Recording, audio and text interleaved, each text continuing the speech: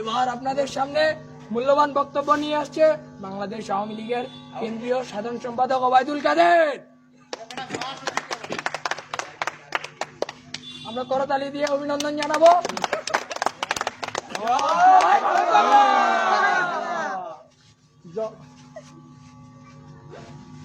ধন্যবাদ। আমরা ক্ষমতায় আছি, ক্ষমতায় থাকবো। কিসের বিএনপি?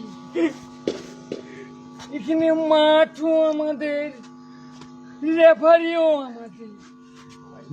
বাসি বুসি যা দেবে আমাদের পক্ষেই দেবে।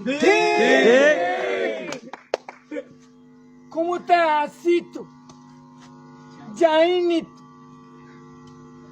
বিএনপির লোকেরা লাঠি নিয়ে আসবে, পুলিশ কি ললিপপ চুষবে। আমরা রাজপথে আসি, থাকবো, ছিলাম, আপনারাও থাকবেন।